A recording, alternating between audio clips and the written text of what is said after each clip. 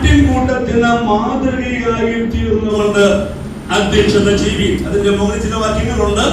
അതിൽ വളരെ ഊന്നൽ കൊടുക്കേണ്ട ഒരു വാക്ക്, ആട്ടിൻകൂട്ടത്തിന് മാതൃകയായി തീർന്നുകൊണ്ട് അധ്യക്ഷത ചെയ്യും. എന്നിട്ട് ആ ശുശ്രൂഷയുടെ മഹത്വത്തെ കുറിച്ച് പറയുന്നത്, എന്നാൽ ഇടയശ്രേഷ്ഠൻ പ്രത്യക്ഷനാകുമ്പോൾ നിങ്ങൾ തേജസ്സിന്റെ വാടാത്ത കിരീടം പ്രാപിച്ചു. ദാസനെ അറിഞ്ഞിരിക്കേണ്ടത്, നാം ചെയ്യുന്ന ശുശ്രൂഷയ്ക്ക് അതിന്റെ ഏറ്റവും പ്രതിഫലം നൽകുന്നത് ഇടയശ്രേഷ്ഠനായിരിക്കുന്ന കർത്താവാണ്. ഭൂമിയിൽ നമുക്ക് ലഭിക്കുന്നതൊക്കെ താൽക്കാലികമായി നമ്മുടെ ജീവിതമൊക്കെ മുന്നോട്ട് പോകുന്നു. എന്നാൽ ശുശ്രൂഷയിൽ എപ്പോഴും ഓർത്തിരിക്കേണ്ട പ്രധാനപ്പെട്ട ഒരു കാര്യം, നമ്മുടെ ആ കർത്താവിൽ നിന്ന് ഇടയശ്രേഷ്ഠൻ പ്രത്യക്ഷനാകുമ്പോ വചനം വ്യക്തമായിട്ട് പറയുന്നു, തേജസ്സിന്റെ വാടാത്ത കിരീടം പ്രാപിച്ചു. ആ തേജസ്സിന്റെ വാടാത്ത കിരീടം പ്രാപിക്കാൻ ഒരു ദൈവദാസൻ എങ്ങനെയൊക്കെ ശുശ്രൂഷ ചെയ്യണം എന്നതിനെ ഒറ്റ വാക്കിൽ ഉൾക്കൊള്ളിക്കുകയാണ്. എന്താണ്? ആട്ടിൻകൂട്ടത്തിന് മാതൃകയായിട്ടുകൊണ്ട്. ഞാൻ ഓർക്കുന്നത്, ജീവിതത്തിൽ ഒരിക്കലും ആ ഒരു വാക്ക് എന്ത് ചെയ്തത് മറക്കരുത്. ഞാൻ എന്റെ ശുശ്രൂഷയോടുള്ള ബന്ധത്തിൽ ദൈവസന്നിധിയിൽ എപ്പോഴും പ്രാർത്ഥിക്കുന്ന ഒരു വാക്കുണ്ട്, കർത്താവേ ജനത്തോട് പറയുന്നത് അത് ജീവിതത്തിൽ പാലിക്കാനുള്ള കൃപ തരണേ എന്ന്. അപ്പൊ ദൈവജനത്തോട് നമ്മൾ പറയുന്ന കാര്യം നമ്മുടെ ജീവിതത്തിൽ പാലിക്കുക, അത് പ്രാവർത്തികമാക്കുക എന്നുള്ള വലിയ ഉത്തരവാദിത്വം എപ്പോഴും നമുക്കുണ്ട്. അതോടൊപ്പം തന്നെ ഓർക്കേണ്ടത്, നാം തിരിച്ചറിയേണ്ടത്, നമ്മൾ ശുശ്രൂഷിക്കുന്ന ജനത്തിന്റെ ഹൃദയത്തിൽ നാം ഒരു സ്ഥാനം പിടിക്കുക എന്നുള്ളതാണ്. അവരുടെ ഉള്ളിൽ നമുക്ക് സ്ഥാനം പിടിക്കാൻ കഴിഞ്ഞില്ലെങ്കിൽ നമ്മുടെ ശുശ്രൂഷ തീർത്തും പരാജയമാണ്.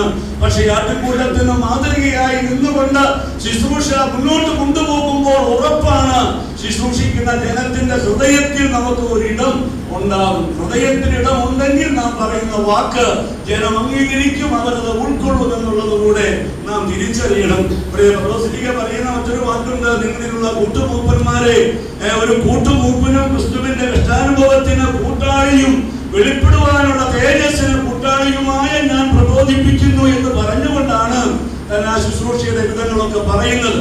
അപ്പോൾ ഒന്നാമത് ഓർക്കേണ്ടത്, ശുശ്രൂഷയുടെ മഹത്വം നാം തേജസ്സിന്റെ വാടാത്ത കിരീടം പ്രാപിക്കുമെന്നുള്ളതാണ്.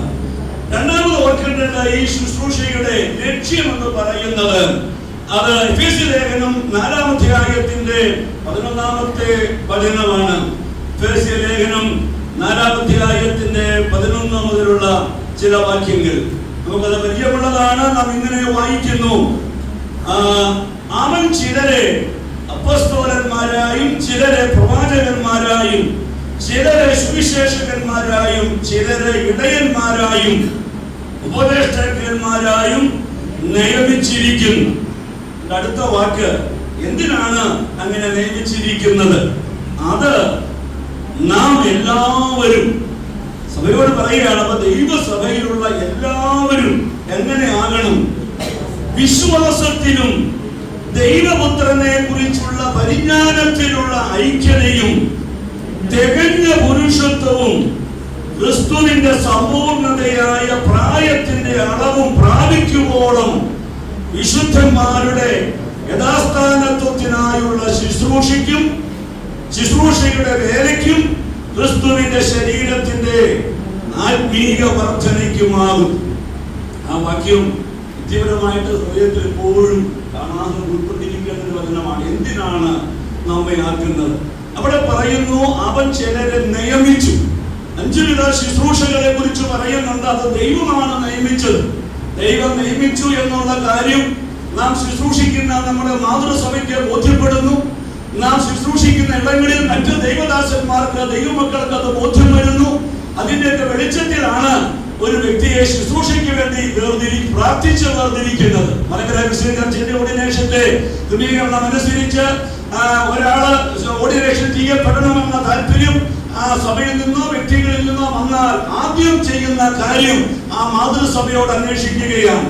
കാരണം തന്റെ വിളിയും തിരഞ്ഞെടുപ്പും ഉറപ്പാകേണ്ടത് മാതൃസഭയ്ക്കാണ്. ആ മാതൃസഭയിൽ നിന്ന് ലെറ്റർ കിട്ടിയതിന് ശേഷമേ അതിന്റെ തുടർന്നുള്ള ക്രമീകരണങ്ങൾ ചെയ്യുകയുള്ളൂ. ഞാൻ പറഞ്ഞു വരുന്നത്, ഇതൊരു നിയമനമാണ്. ആര് നിയമിച്ചു? സ്വർഗത്തിലെ ദൈവം നിയമിച്ചു. എന്തിനു വേണ്ടി നിയമിച്ചു? നമ്മെ ഏൽപ്പിച്ച ജനത്തെ വിശ്വാസത്തിൽ, ദൈവപുത്രനെ കുറിച്ചുള്ള പരിജ്ഞാനത്തിൽ വളർത്തിക്കൊണ്ടുവരാനാണ്. ഞാൻ എൻ്റെ ശുശ്രൂഷയിലും എൻ്റെ മോശത്തരം കൊണ്ടൊക്കെ ഞാനൊരു സമയത്ത് ചിലരൊക്കെ പറഞ്ഞിട്ടുണ്ട്, ഇവരൊക്കെ എത്ര ഉപദേശിച്ചാലും ശരിയാകില്ല. ഞാൻ പിന്നെയാണ് ഈ പറയുന്നതിൻ്റെ മണ്ടത്തരം മനസ്സിലാക്കിയത്. എന്തൊരു മോശത്തരമാണ് ഈ പറയുന്നത് എന്നാണെന്നറിയാമോ? അവരെ ശരിയാക്കാനാണ് ശുശ്രൂഷയ്ക്ക് ആക്കിയത്. ശുശ്രൂഷകൻ പറയുകയാണ് ഇവരെ അത്ര ശുശ്രൂഷിച്ചാൽ എന്താകില്ലെന്ന്. അപ്പൊ കുറ്റമാരുടെ മേൽ ചുമത്തി രക്ഷപ്പെടുകയാണ്. ആളുകളുടെ മേൽ കുറ്റം ചുമത്തി ഞങ്ങൾ രക്ഷപ്പെടുക. ഒരു സമയത്ത് എന്റെ കണ്ണു തുറന്ന് അതൊരു വലിയ മടയത്തരമാണ്. നാം ശുശ്രൂഷിച്ചിട്ട് ശരിയായില്ലെങ്കിൽ നമ്മെ നിയമിച്ചവരോട് അവനോട് പറയാം, ഈ ജനത്തെ വിശ്വാസത്തിലും ദൈവപുത്രനെ കുറിച്ചുള്ള പരിജ്ഞാനത്തിലുള്ള ഐക്യതയിലും വളർത്തിക്കൊണ്ടുവരാൻ ഒരു സഭയ്ക്ക് വേണ്ടി ദൈവം നമ്മെ ഏൽപ്പിച്ചെങ്കിൽ നമ്മുടെ ശുശ്രൂഷയിൽ ആളുകൾ ആ നിലയിൽ വരുന്നില്ലെങ്കിൽ പരാതി പറയേണ്ടത് ആരോടാണ്? നിയമിച്ച ആളോടാണ്. കർത്താവേ, ഞാൻ പറഞ്ഞിട്ട് കേൾക്കുന്നില്ല. ഒന്നുകിൽ അന്ന് ആ ശുശ്രൂഷ ഏറ്റെടുക്കണം, അല്ലെങ്കിൽ മറ്റൊരാൾ എന്ത് ചെയ്യണം? നിയമിക്കണം. കാരണം ദൈവത്തിന് ഈ ആളുകൾ വളരെ വിലപ്പെട്ടതാണ് എന്നുള്ള കാര്യത്തിൽ നമുക്ക് വലിയ ബോധ്യമുണ്ടാകും. അതുപോലെ ഒരു വലിയ പരാജയം ഉണ്ടാകാൻ സാധ്യതയുള്ളത് ഇവിടെ 5 വിധ ശുശ്രൂഷകളെ കുറിച്ച് പറയും. ഒരു ശുശ്രൂഷകൻ 3 വർഷം താൻ തന്നെ ശുശ്രൂഷിച്ച് ഒരിക്കലും ഒരു സഭയെ വളർത്തിക്കൊണ്ടുവരാൻ കഴിയുമായിരുന്നെങ്കിൽ 5 വിധ ശുശ്രൂഷകളുടെ ആവശ്യമില്ലായിരുന്നു. പ്രത്യേകം ഓർക്കണം, അവിടെ അപ്പോസ്തലന്മാർ, പ്രവാചകന്മാർ, ഉപദേഷ്ടാക്കന്മാർ തുടങ്ങി 5 വിധ ശുശ്രൂഷകളെ കുറിച്ച് പറയുന്നു. അതിൽ ഒരു ശുശ്രൂഷയായിരിക്കാം ഇന്ന് ഓർഡിനേഷൻ ചെയ്യപ്പെടുന്ന എൽദോസവറിന്റെ പേരുള്ളത്. അപ്പോൾ നാം ചെയ്യേണ്ടത് നമ്മുടെ ശുശ്രൂഷ കാലഘട്ടത്തിൽ നാം ആയിരിക്കുന്ന ദൈവസഭയുടെ വളർച്ചയ്ക്ക് വേണ്ടി ഉതകുന്ന മറ്റ് ദൈവദാസന്മാർ ആരൊക്കെയാണോ അവരെ കൂടെ ശുശ്രൂഷയിൽ എന്താക്കുക? പങ്കാളികളാക്കുക.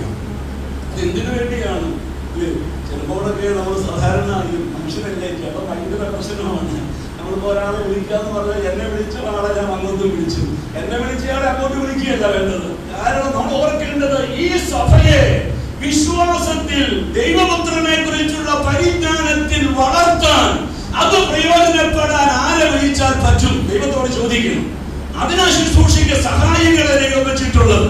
അങ്ങനെയുള്ള ശുശ്രൂഷകരെ എന്ത് ചെയ്യണം? സഭയുടെ വളർച്ചയ്ക്ക്. കാരണം കണക്ക് ചോദിക്കുന്നത് വരുന്ന ദൈവദാസന്മാരോടല്ല, ആരോടാണ്?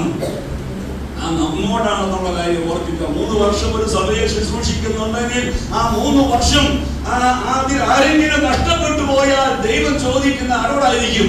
ദൈവം ഏൽപ്പിച്ച ആ ഭയത്തോടും ഉണ്ടാകണം. നിങ്ങൾ കണക്ക് ബോധിപ്പിക്കേണ്ടവരാകയാൽ ആത്മാക്കൾക്ക് വേണ്ടി ജാഗരിച്ചിരിക്കുന്നു. ഞാൻ 3ാമത്തെ കാര്യം, ഒന്ന് ഇതിന്റെ മഹത്വം, മറ്റൊന്ന് ശുശ്രൂഷയുടെ ലക്ഷ്യം. 3ാമത് ഓർക്കേണ്ടത് എന്തുകൊണ്ടാണ് ശുശ്രൂഷയിൽ പരാജയപ്പെട്ടു പോകുന്നത്? അത് വളരെ ശ്രദ്ധിക്കേണ്ട ഒരു കാര്യമാണെന്ന് എങ്ങനെ ഓർക്കുന്നു. 2 തിമോഥെയോസിന്റെ ലേഖനം 2-ാം അധ്യായം, 2-ാം ലേഖനം വളരെ ശ്രദ്ധിച്ച് വായിച്ചു പഠിക്കേണ്ടതാണ്. നമ്മൾ വായിക്കുന്നതാണത്.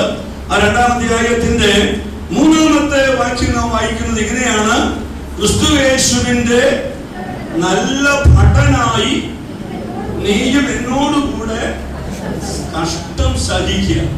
ഇത് കഷ്ടം സഹിക്കേണ്ട ഒരു മേഖലയാണ് എന്നുള്ളത് ആരംഭത്തിൽ തന്നെ അറിഞ്ഞിരിക്കണം. കാര്യം ഒരു ശുശ്രൂഷ ചെയ്ത് പോകുമ്പോൾ നമ്മെ മാനിക്കാൻ, നന്നെന്ന് പറയാൻ, വീട്ടിൽ പിടിച്ച് ആഹാരം തരാൻ ഒക്കെ ആളുകൾ ഒരുപക്ഷെ കണ്ടേക്കാം. എപ്പോഴും അങ്ങനെ ഉണ്ടാകണമെന്നില്ല. തിമോഥെയോസിനോട് പൗലോസ് പറയുന്നു, നീ എന്ത് ചെയ്യണം? നീ കഷ്ടം സഹിക്കണം. ഈ കഷ്ടം സഹിക്കേണ്ടതിന്റെ ലക്ഷ്യങ്ങൾ പറയുന്ന ചില വാക്കുകൾ 1-2-10 വായിക്കുന്നത്, അതുകൊണ്ട് ക്രിസ്തുയേശുവിലുള്ള രക്ഷ നിത്യ തേജസ്സോടുകൂടെ വൃതന്മാർക്ക് കിട്ടേണ്ടതിന് ഞാൻ അവർക്കായി സകലവും എന്ത് ചെയ്യുന്നു?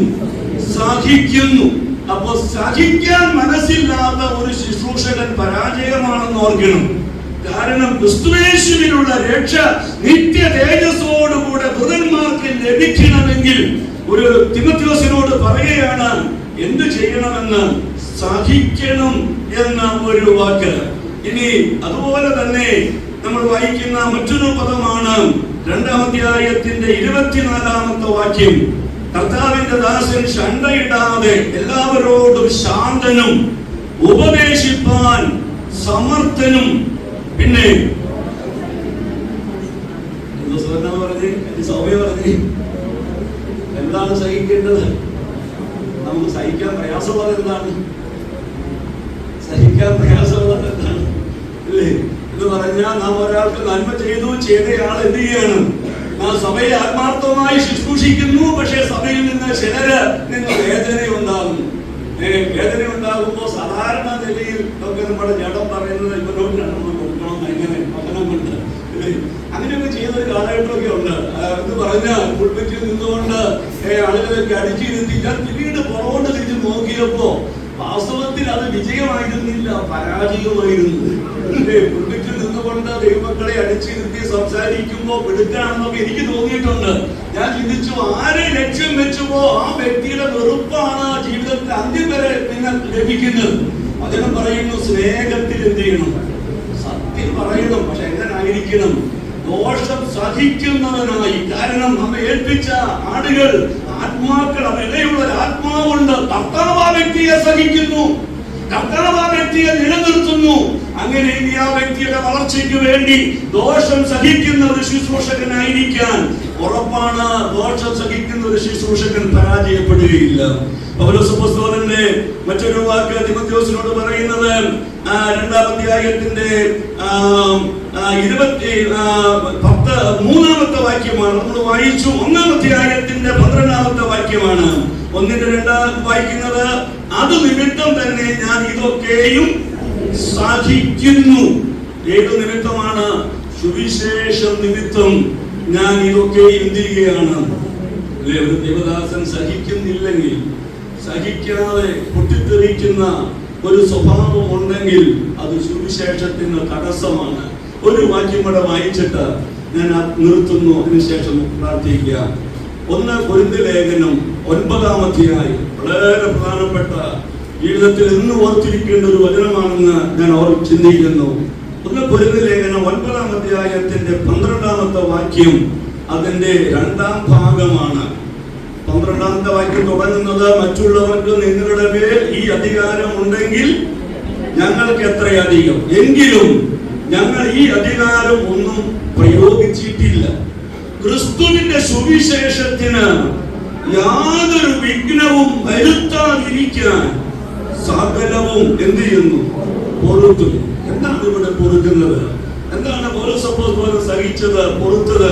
എന്താണെന്നറിയാമോ? എന്റെ മുകളിൽ പറയുന്നുണ്ട്, വിധിക്കുന്ന കാളയ്ക്ക് മുഖംകൊണ്ട കെട്ടരുതെന്ന് ന്യായപ്രമാണം പറയുന്നു. സ്വന്തം ചെലവിന്മേ യുദ്ധസേവ ചെയ്യുന്നവരുണ്ടോ? മുന്തിരിത്തോട്ടം ഉണ്ടാക്കിയിട്ട് അതിന്റെ ഫലം കൊണ്ട് തിന്നാതിരിക്കുന്ന ആരെങ്കിലും ഉണ്ടോ? ആട്ടിൻകൂട്ടത്തെ മേയിച്ചിട്ട് കൂട്ടത്തിന്റെ പാല് കൊണ്ട് ഉപജീവിക്കാതിരിക്കുന്ന ആരെങ്കിലും ഉണ്ടോ എന്നൊക്കെ പറഞ്ഞാൽ അതുകൊണ്ട് അർത്ഥമാക്കുന്നത്, ഒരു ഇടയന്, ഒരു ശുശ്രൂഷകന് ജനത്തെ ആത്മീയമായി ശുശ്രൂഷിക്കുമ്പോൾ അല്ലെങ്കിൽ സുവിശേഷം അറിയിക്കുമ്പോൾ ഒരു ശുശ്രൂഷകൻ നിശ്ചയമായിട്ടും ദൈവജനത്തിന്റെ ഭൗതിക നന്മ പ്രാപിക്കാൻ അർഹനാണ്. തിരുവിടത്തത് പറയുന്നു, വിധിക്കുന്ന കാളയ്ക്ക് ദൈവങ്ങൾ ഓർത്തിരിക്കണേ. വിവിധ സഭകളിലാണ് നിങ്ങളെ ശുശ്രൂഷിക്കുന്ന ദൈവദാസന്മാർക്ക് നിങ്ങളുടെ ഭൗതിക നന്മയിൽ കൂട്ടാളികളാകാൻ, ഈ പങ്ക് നൽകാൻ നിങ്ങൾ കടപ്പെട്ടവരാണ്. അത് എന്റെ അഭിപ്രായമല്ല, അത് തിരുവെഴുത്താണ് അത് പറയുന്നത്. ഇനി അതിന്റെ 10-ാമത്തെ വാക്യം, മതിക്കുന്ന കാളയ്ക്ക് മുഖക്കെട്ട കെട്ടരുതെന്ന് പറഞ്ഞിട്ട് 10-ാം വാക്യം പറയുന്നു, കേവലം നമുക്ക് വേണ്ടി പറയുന്നതോ ആശയോടെ ഉഴിരിലും മെതിക്കുകയും ചെയ്യുന്നവൻ പദം കിട്ടുമെന്നുള്ള ആശയോടെ മെതിക്കുകയും വേണ്ടതാകയാൽ നമുക്ക് വേണ്ടി എഴുതിയിരിക്കുന്നു. മെതിക്കുന്ന കാളയ്ക്ക് മുഖക്കെട്ട കെട്ടരുത് എന്ന് പറഞ്ഞാൽ കാള മെതിക്കും. ഇന്നത്തെ കുഞ്ഞുങ്ങൾക്കൊന്നും അതെന്നാന്ന് പോലും അറിയില്ല. കാരണം നെല്ല് കൊയ്തുകൊണ്ട് വന്ന് നെല്ല് മെതിക്കാൻ ഉപയോഗിക്കുന്നത് കാളയെ മുഖം വെച്ചിട്ട് ആ കാളയുടെ മേൽ ഒരു കല്ല് ഉരുട്ടും. ഇതിന് വയനാട്ടിലേക്ക് ചെന്നപ്പോൾ അത് നേരിട്ട് കാണാനിടയായി. നമ്മുടെ നാട്ടിൽ നിന്നുള്ള അങ്ങനെ അത്ര ഇല്ല ഇപ്പോ. അപ്പോ അങ്ങനെ ഈ കല്ല് ഉരുട്ടി കാളയെ ഈ നെല്ല് ചുരുട്ട് നെല്ലിങ്ങനെ ചവിട്ടി കല്ല് ഉരുട്ടി അത് മെതിക്കാൻ എളുപ്പമാർഗമാണ്. അപ്പൊ അങ്ങനെ ചെയ്യുന്ന കാളയുടെ മുഖം ചെയ്യുന്ന എന്താ കുട്ടിക്കട്ടെന്ന് പറഞ്ഞ കാര്യം, ഇത് മെതിച്ചോണ്ടിരിക്കുമ്പോ ഇതിന് ആവശ്യമുള്ളത് തിന്നാം, അതിനാവശ്യമുള്ള ഭക്ഷണം തിന്നാൻ കാരണം അത് മെതിച്ചു കൊടുക്കുവാണ്. അതിന് തടസ്സം വരരുത്. ന്യായപ്രമാണം അത് പറയുന്നു എന്ന് പറഞ്ഞാൽ ദൈവമക്കൾ ഓർത്തിരിക്കണം, നിങ്ങളെ ശുശ്രൂഷിക്കുന്ന ദൈവദാസന്മാരെ ഭൗതിക കാര്യത്തിൽ കരുതാൻ നിങ്ങൾ ഉത്തരവാദിത്വമുള്ളവരാണ്. എന്നാൽ പൗലോസ് ഇവിടെ അടുത്ത ഭാഗം ശ്രദ്ധിക്കണേ. ഞങ്ങൾ ആത്മീയമായത് നിങ്ങൾക്ക് വിതച്ചിട്ട് നിങ്ങളുടെ ഐഹികമായത് കൊയ്താൽ അത് വലിയ കാര്യമാണോ? അതൊരു അധികപ്പറ്റാണോ എന്ന് ചോദിക്കുന്നേ. അത് അധികപ്പറ്റല്ല. പക്ഷേ പൗലോസ് പറഞ്ഞു, ഈ കൊരിന്ത്യരെ സഭ പൗലോസിനെ പല നിലകളിൽ വിമർശിച്ചതുകൊണ്ട് അവരിൽ ഒരു ഭൗതിക നന്മയൊന്നുമില്ല, സ്വീകരിച്ചില്ല. ആ സ്വീകരിക്കാത്ത കാര്യത്തെ കുറിച്ചാണ് പറയുന്നത്. സുവിശേഷത്തിന് തടസ്സം വരാതിരിക്കാൻ. അതിന്റെ അർത്ഥം എന്താണ്? കർത്താവാണ് എന്നെ വിളിച്ചതെങ്കിൽ, കൊരിന്ത്യരെ സഭ എന്നോട് ഒരു കൂട്ടായ്മയും കാണിച്ചില്ലെങ്കിലും എന്നെ വിളിച്ച ദൈവം വിശ്വസ്തനാണ്. ദൈവദാസന്മാരെ, എപ്പോഴും നമ്മുടെ ഉള്ളിൽ ആഴത്തിൽ ഉണ്ടാകേണ്ട ദർശനം, ഒരു സഭയെയല്ല നമ്മൾ ആശ്രയിക്കുന്നത്, വിളിച്ച ദൈവത്തെയാണ്. ഒരു സഭ കരുതിയില്ലെങ്കിൽ, കൂട്ടായ്മ കാണിച്ചില്ലെങ്കിൽ, വിളിച്ച ദൈവം ഒരിക്കലും വഴിയിലിട്ടിട്ട് പോകുന്നവനല്ല. പൗലോസിന് നല്ല ഉറപ്പുണ്ടായിരുന്നു. അതുകൊണ്ട് പറയുന്നു, ഞാൻ എനിക്ക് ഭൗതിക നന്മ തരാത്തത് കൊണ്ട് അതേ മാനദണ്ഡത്തിൽ ഞാൻ പെരുമാറിയാൽ എന്ത് സംഭവിക്കുമെന്നറിയാമോ? സുവിശേഷത്തിന് തടസ്സം വരും, സഭയ്ക്ക് ഇടർച്ച വന്ന് സുവിശേഷം തടയപ്പെടും. അതുകൊണ്ട് ഞാൻ സഹിച്ച സുവിശേഷത്തിന് തടസ്സം വരാതിരിക്കാൻ ഞാൻ സകലതും പൊറുക്കുന്നു. ഞാൻ വാക്കുകളെ ചുരുക്കുകയാണ്. പ്രിയമുള്ളവരെ, തിരുവനന്തപുരത്ത് നമുക്ക് പൊറുക്കുന്നു എന്നൊക്കെ പ്രസംഗിക്കാൻ എളുപ്പമാണ്. സഹിക്കേണ്ട പൊറുക്കേണ്ട ഓരോ ഘട്ടം വരുമ്പോഴാണ് നമ്മുടെ ജഡം എന്ത് ചെയ്യുന്നത്, ഇറങ്ങുന്നത്. അവിടെ പൗലോസ് ഉപയോഗിച്ചൊരു പദം കൂടെ ഉണ്ട്. എന്നാണെന്നറിയാമോ? 9-ാം അധ്യായത്തിന്റെ 27-ാം വാക്യം, ഞാൻ മറ്റുള്ളവരോട് പ്രസംഗിച്ച ശേഷം ഞാൻ തന്നെ കൊള്ളരുതാത്തവനായി പോകാതിരിക്കാൻ എന്ത് ചെയ്യുന്നു? എന്റെ ശരീരത്തെ ഞാൻ തെന്നിപ്പിച്ച്. എങ്ങനെയാണ് തെന്നിപ്പിക്കുന്നത്? എന്റെ ആഗ്രഹങ്ങളെ ഞാൻ മരിപ്പിക്കുന്നു. എന്റെ ജഡത്തിൽ ഒത്തിരി താല്പര്യമുണ്ട്. ചിലപ്പോൾ ഈ വചനമൊക്കെ ചൂണ്ടിക്കാട്ടിക്കൊണ്ട് ജഡം പറയും, നീണ്ടൊരു പോഷണ കേട്ട് പ്രസംഗിക്കുക, അവർ തരേണ്ടതല്ലേ, തരാത്തവരെ കുറിച്ചൊക്കെ പറ എന്നൊക്കെ പറയുമ്പോ ഞാൻ സഹിക്കുന്നു. കാരണം എനിക്ക് കൂട്ടായ്മയുടെ കാര്യം തന്നില്ലെങ്കിൽ എന്നെ വിളിച്ചവൻ വിശ്വസ്തനാണ്. പ്രിയമുള്ള, ജീവിതത്തിൽ എന്നും നോക്കേണ്ടത് ദൈവമുഖത്തേക്കാണ്. പ്രയാസം 3 വായിക്കുന്നു, വിശ്വാസത്തിന്റെ നായകൻ പൂർത്തി വരുത്തുന്നവനുമായ കർത്താവിലേക്ക് നോക്കുക. അങ്ങനെ